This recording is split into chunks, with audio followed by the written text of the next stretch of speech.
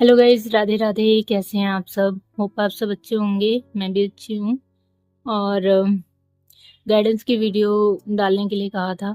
Counselling करते करते धूप सेक रही थी, अभी वो ख़त्म हुआ है। तो मैंने सोचा कि इसमें कुछ ऐसे ही सवाल थे जिस तरह के क्वेश्चन आपके हैं, तो अभी ताज़ा ताज़ा दिमाग में सब है। मैंने कहा रिकॉर्ड करूँ और इसी को पोस्ट कर दूँगी आप सबके लिए। तो आप में से कई लोगों का क्वेश्चन रिलेशनशिप से रिलेटेड ही है और रिलेशनशिप में जानना चाहते हैं कि आप में से जो भी क्वेश्चन करते हैं वो तो अपना 100% देते हैं, लेकिन बदले में उन्हें उसमें तकलीफ क्यों मिलती है। तो उनका क्वेश्चन है कि उनका पार्टनर जो है रिलेशनशिप को कभी समझेगा। इनका जो रिलेशनशिप है 5 साल से भी ज़्यादा का है और वो अभी तक इनको समझ नहीं पाया है। क्या वो कभी आकर इनसे माफ़ी मांगेगा अपने बिहेवियर के लिए, इनके साथ जेन्युइन कन्वर्सेशन करेगा कभी रिलेशनशिप के बारे में।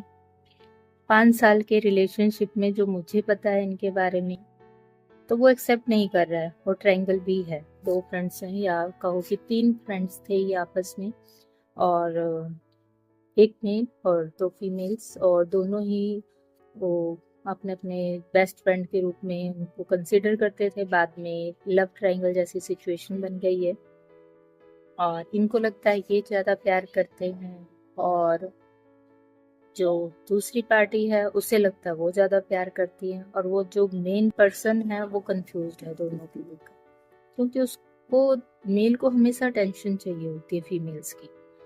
अब वो इसको भी क्लेरिफाई नहीं कर रहा कि इसके लिए क्या सोचता है, क्योंकि अट्रैक्शन उसको इस तरफ भी है, दूसरे के लिए भी अट्रैक्शन है, वो उसको भी क्लेरिफाई नहीं कर रहा है। और जो आसान शिकार है जैसे ये, इनको उसको पता है कि मैं इसको साइड भी कर दूंगा तो ये मेरे से दूर कहीं जाने वाली नहीं। वो उसके साथ ज़्यादा कन्वर्सेशन रखता है, जिसके लिए उसको लगता है कि अगर मैं थोड़ा ज़्यादा इसको इग्नोर करूंगा तो ये छोड़ के चली जाएगी। और वो रखना दोनों को ही चाहता है अपने साथ। अब इनको लगता है कि वो जो सामने वाली लड़की है वो उसको बेवकूफ़ बना रही है, और उस सामने वाली लड़की को लगता है कि ये उसको बेवकूफ़ बना रही है फंसाने के चक्कर में। और एक के पीछे दोनों के आपस में जो फ्रेंडशिप है वो भी खराब हो चुकी है। और इसमें मास्टरमाइंड वो लड़का है जो दोनों का फ़ायदा उठाने की कोशिश कर रहा है, और ये दोनों ही इस चीज़ को समझ नहीं रहे। अब बात यहाँ पे ये है कि ये हो क्यों रहा है, जब दोनों को ही पता है, दोनों ही क्यों नहीं हट पा रहे हैं इससे। तो कोई भी कनेक्शन हमारी लाइफ में किसी ना किसी पर्पस से आता है, और ये पर्पस पास्ट लाइफ में ही तय हो जाता है। ये चाहते भी हैं कि छोड़ के निकल जाए अगर वो किसी और में इंटरेस्टेड है, बट ये पॉसिबल नहीं है जब तक इनका कर्मा बैगेज, पास्ट लाइफ का जो कनेक्शन है इनका, वो शॉर्ट आउट नहीं होगा, या पास्ट में इन्होंने जो ट्रायंगल क्रिएट किया था उसमें किसने किसको हर्ट किया था उस पर बेस्ड है। अभी ये हर्ट हो रहे हैं तो इसका मतलब इन्होंने हर्ट किया था। हर्ट तो एक तरह से तीनों ही हो रहे हैं, कहीं ना कहीं क्लियरेंस नहीं थी। कर्मा कैसे क्लियर किए जाते हैं, अगर ये अपना कर्मा क्लियर करेंगे इस हर्ट से बचने के लिए, तो चीज़ें आगे बदल सकती हैं। क्योंकि हमारे आज के एक्शन पे, रिएक्शन पे फ्यूचर का जो दारोमदार है वो टिका होता है, तभी कुछ रिजल्ट इनको मिल पाएगा इस रिलेशनशिप में। और इसके लिए इनको गाइडेंस लगेगी। गाइडेंस यही है कि इनर वर्क करें, सेल्फ लव करें, अपने ऊपर ध्यान दें, चेजिंग में ना रहें। जब इनको समझ में आता है इस पे ये काम करेंगे, डेफिनेटली इस सिचुएशन से बाहर आ पाएंगे। बस दिल बड़ा करना पड़ेगा, कनेक्शन को समझना पड़ेगा। जिंदगी एक ही है, चाहे हंस के गुजार लो चाहे रो के। अब ये उस कनेक्शन के लिए रो रो के अपना टाइम वेस्ट करते हैं, सेल्फ लव पे ध्यान नहीं जाएगा, इरिटेशन रहेगी, एंजाइटी रहेगी, सेपरेशन जो है वो उनसे झेला नहीं जा रहा है, तो इन सब चीज़ों में फंसे रहेंगे। तो इनका टाइम तो पास होता जा रहा है इसी दुख में, एक कंफर्ट जोन बन गया इनका। समझाने के बाद अब इनर वर्क कर रहे हैं और स्पिरिचुअल पाथ पे चलने की भी कोशिश कर रहे हैं। स्पिरिचुअल पाथ पे भी चलने की कोशिश नहीं करनी चाहिए अगर मैं कहूँ तो। स्पिरिचुअलिटी क्या है, आप अपने लिए सही सोचते हैं, आप अपने आप की हेल्प करते हो, वही स्पिरिचुअलिटी बन जाती है। सेल्फ लव कीजिए, सेल्फ डिपेंडेंसी में आइए, अपने ऊपर ध्यान दीजिए, दूसरे को जितना चाहते हैं उससे ज्यादा अपने आप को चाहने लगिए, वहीं पे आपकी सारी स्पिरिचुअलिटी या अवेकनिंग हो जाती है। तो निकलना जिनको ज्ञान नहीं है उनके लिए बहुत मुश्किल है, और जो ये समझ जाते हैं उनके लिए आसान हो जाता है, लेकिन इतनी आसानी से कोई समझ नहीं पाता है, इतना ही आसान। रूट चक्र पे काम करेंगे, अपने आप को बैलेंस करेंगे तो जल्दी समझ पाएंगे।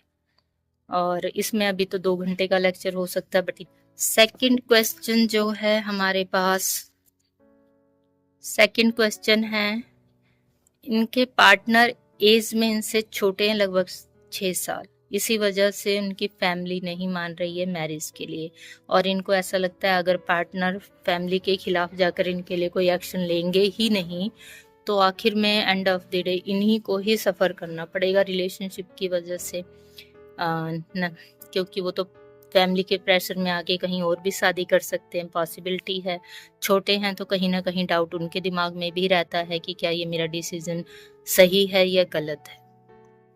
5-6 साल से या उससे अधिक हो सकता है इनका रिलेशनशिप जहाँ पे ये फंसे हों इस रिलेशनशिप में। तो वही सेम जो अभी पहले क्वेश्चन में था, है तो कर्मा बैगेज ही, लेकिन जब ये डिपेंडेंसी में अपने आप को फंसा के बैठे हैं कि कभी वो एक्शन लेगा, कभी वो मैच्योर होगा, फैमिली के खिलाफ जाएगा, मेरे लिए एक्शन लेगा, उसकी वजह से इनका टाइम वेस्ट हो रहा है और सिचुएशन बदल नहीं रही है, ये सिचुएशन से बाहर निकल नहीं पाएंगे। तो इनको भी चाहिए कि सिचुएशन को बदलने की कोशिश करें। ये पॉसिबल है, 15-15 साल छोटे बड़े में शादी होती है, हमारे सामने तो कितने सारे एग्जाम्पल है ना। सचिन तेंदुलकर की वाइफ उनसे 15 साल बड़ी है, और भी कोई एग्जाम्पल था, ट्विन फ्लेम जर्नी जिसमें आधे से ज़्यादा लवर्स अपने आप को कंसीडर करते हैं, उसमें ये नॉर्मल बात है, ठीक है, एज गैप होना बहुत नॉर्मल बात है। तो ये हो सकता है, लेकिन उसमें ये नहीं है कि आप इंतज़ार करो कि आपकी शादी हो ही जाएगी। ये डिवाइनली गाइडेड जर्नी भी होती है, पास्ट लाइफ अगर डेफिनेटली रहता है तो इसमें इनर वर्क करना ही पड़ता है। अभी आप डिपेंडेंसी में रहेंगे कि शादी हो जाएगी, फैमिली मान जाएगी, तो ये आपकी चेजिंग एनर्जी है, रिजल्ट आपके अनुसार तो इस जर्नी में आ ही नहीं सकता। ये जर्नी आपको कुछ सिखाने के लिए आती है, ठीक है। सिखाना क्या, सेल्फ लव कैसे करना है, अपनी जो इच्छाएं हैं उससे पार कैसे पाना है, उनसे आगे कैसे जाना है, अनकंडीशनल लव कैसे करना है। अगर आप उम्मीद में हो कि वो अपनी फैमिली के खिलाफ जाके आपसे शादी करेगा तो ये अनकंडीशनल लव में आता ही नहीं है। आप चेजिंग में हो, आप डिपेंडेंसी में हो, और ट्विन फ्लेम जर्नी में इन्हीं सबसे चीज़ों से मुक्ति चाहिए होती है। ट्विन फ्लेम जर्नी के लिए राधा कृष्ण का एग्जाम्पल दिया जाता है और शिव पार्वती का। राधा कृष्ण के एग्जाम्पल में उनकी कहाँ शादी हुई थी, अनकंडीशनल लव था, आसानी से उनके काम के लिए उन्होंने छोड़ दिया। कृष्ण की 3-3 वाइफ थी। यहाँ पे ट्विन फ्लेम जर्नी वाले कहते हैं कि दूसरे से शादी ना कर ले, है ना। और फिर शिव पार्वती की परीक्षाओं की अगर आप पढ़ेंगे, जानेंगे पार्वती ने कितनी तपस्या करी है शिव के लिए, उतना तो आप सोच ही नहीं सकते। आप तो अभी एक अच्छे कंफर्ट जोन में बैठ के मेंटली डिस्टर्ब हो सकते हैं कि वो आपके लिए एक्शन नहीं ले रहे हैं, आपके लिए फैमिली के खिलाफ नहीं जा रहे हैं। जंगलों में जाके तपस्या करिए, शरीर गला दिया है, पत्ता खा के पता नहीं कितने सालों तक माता पार्वती ने तपस्या करी थी उनको पाने के लिए, उसका तो 1% भी नहीं कर रहे हो। अगर दोनों ही एग्जाम्पल हैं श्री कृष्णा के, राधा के और शिव पार्वती के, एक ने इजली जाने दिया और एक ने बहुत तपस्या करी है, तो उन दोनों के कितने नजदीक आते हो आप। उस हिसाब से ट्विन फ्लेम जर्नी में अगर आप अपने आप को कंसीडर करते हो तो कितना क्या कर रहे हो उसके हिसाब से। सो पॉसिबिलिटी है आप ट्विन फ्लेम जर्नी में हो सकते हो, ठीक है, लेकिन डिपेंडेंसी में और चेजिंग एनर्जी में नहीं रहना है, गोइंग विद द फ्लो जाना पड़ता है इस जर्नी के लिए। जैसा ही सिचुएशन, जब आप उसको एक्सेप्ट करते हो, डिवाइन आपकी हेल्प खुद करने लगती है, सारी चीजें ऐसे आपकी लाइफ में से गायब हो जाती हैं जब डिवाइन आप, सॉरी बहुत मैं छत पे हूँ, बहुत नॉइज है, तो चलिए, जब आप इस चीज को समझते हो डिवाइन हेल्प आपको मिलती है और आपके सामने की जो भी प्रॉब्लम है वो गायब हो जाती है। पार्टनर आपको मिल रहा है नहीं मिल रहा है, अनकंडीशनल लव में आ जाते हो, वो जो तड़प है वो होता ही नहीं है। खुद को ऐसा फील होगा एक टाइम कि आप कितने बेवकूफ थे, आप इस तरह की हरकतें कर रहे थे, आप इस तरह से रो रहे थे, आप इतने चेजिंग एनर्जी में। ट्विन फ्लेम जर्नी में आप आए हो तो आप उनका इंतजार नहीं करो, आप इनर वर्क करो जिससे उनको भी सपोर्ट मिलेगा। 2 पार्ट में आते हैं, आप अपने कर्म करते हैं और जो पार्टनर होता है वो अपने कर्म करता है। तो पास्ट लाइफ में अलग अलग लोगों से आपके जितने कर्मा साइकिल है उनको एंड करना होता है, और इसलिए 2 बॉडी लेकर आए होते हैं ट्विन फ्लेम। एक स्पिरिचुअलिटी की तरफ ज्यादा फोकस्ड रहता है, दूसरा जो ये 3D में कार्मिक कनेक्शन है उनको रिलीज करने के लिए ज्यादा एफर्ट्स लगाता है। तो इस तरह से चलती है, उसमें एक दूसरे को पाने, हाँ खालीपन जरूर रहता है कि पूरा नहीं फील करते अपने आप को, कि पूरा नहीं है, कुछ अंदर से खाली है। लेकिन इसको नजरअंदाज करके कि हम अपने कर्म करने आए हैं उस पर दोनों फोकस करेंगे तो जर्नी पूरा करने का जो खूबसूरत रिजल्ट है वो मिल सकता है। ठीक है, जैसे हम मोक्ष भी कहते हैं। चलिए, इस पे बहुत लंबी बात हो सकती है, मेरे से तो बकवास करवाते रहो। ठीक है, तो अब हम ले रहे हैं एक और एग्जाम्पल कर्मा थ्योरी के हिसाब से। ठीक है, एक और क्वेश्चन था, उसका भी आंसर कर देते हैं। इनके पार्टनर को ये मैनिफेस्ट कर रहे हैं मैरिज के लिए, क्या मुझे ये मैनिफेस्टेशन करना चाहिए, क्या ये फ्रूटफुल रहेगा? तो एक तरफ तो आप मैनिफेस्ट कर रहे हो, खुद ही कंफ्यूज्ड हो। एक तरफ मैनिफेस्ट कर रहे हो कि इससे शादी हो रही है और अंदर डरे जा रहे हो कि कहीं ये क्या मेरे लिए फ्रूटफुल रहेगा।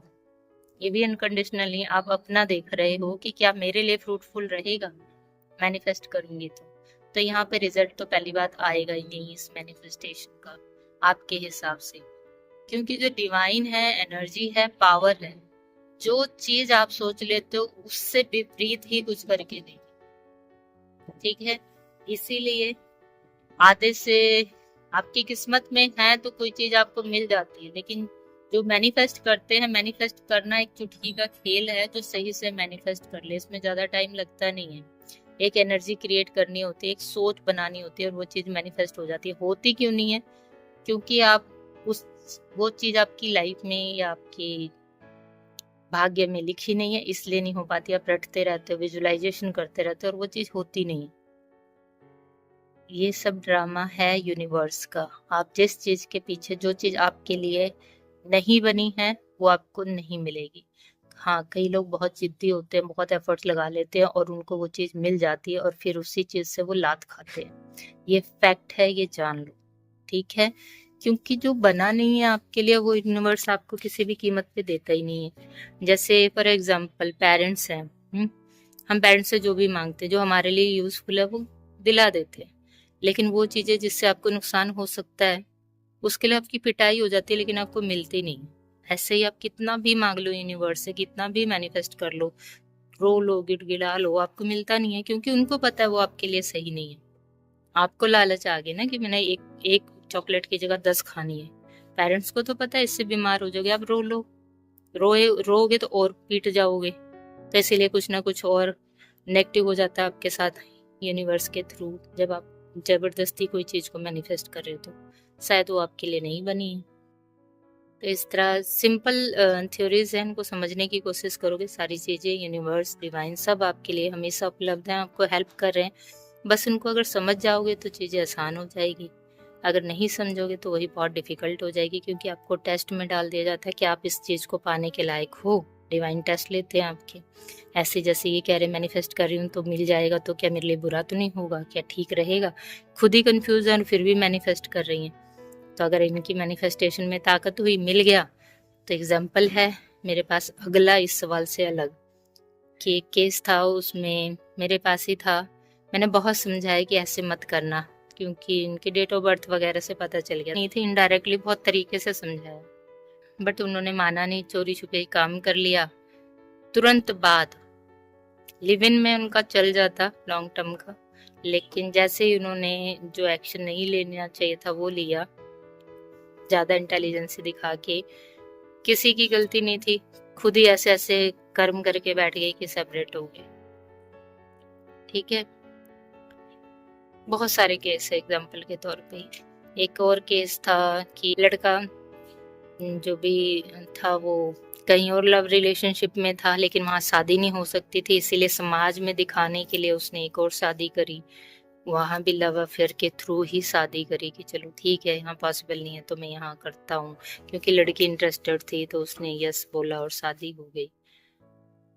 पहले इंटरेस्टेड थे तो काफी साल अफेयर के थ्रू बहुत अच्छे से चल रहा था, लेकिन जैसे ही शादी करी लाइफ हेल हो गई दोनों की। तो ये ग्रह बहुत स्ट्रांगली वर्क करते हैं। आप दूर हो, आप साथ हो, प्यार करते हो, बहुत अच्छी जिंदगी चल रही है, लेकिन जैसे ही आप उसको कोई नाम देते हो वो वहां डिस्ट्रॉय हो जाता है यूनिवर्स के थ्रू। चाह कर भी एक साथ होने को लेकर, एक्सेप्टेशन को लेकर सब कुछ कर लिया, लेकिन रिजल्ट एक साथ होके भी एक दूसरे को उस तरह से प्यार नहीं कर पा रहे हैं, डिटैचमेंट में आ गए। पहले छोड़ नहीं पा रहे थे, अब डिटैचमेंट में आ गए, एक ही घर में रह के एक दूसरे को नहीं देख पाते। सो अब समाज को दिखाने के लिए साथ में रह लें वो अलग बात है, लेकिन डिटैचमेंट बहुत स्ट्रांगली दिमाग में घुस गई है। जो पहले समझाया जा रहा था कि डिटैचमेंट में आओ, डिटैचमेंट में, वो आया नहीं जा रहा था, लेकिन जब वो काम कर लिया जिसके लिए मना किया था, ऐसे और सारे केस हैं। शादी के लिए मना किया, जबरदस्ती शादी कर ली, आज की 1 साल भी शादी के पूरे नहीं हुए और डाइवोर्स केस चलने लग गया। तो कुछ भी आपके चाहने से हो जाए ये पॉसिबिलिटी है ही नहीं, सब पहले से ही डिसाइडेड है।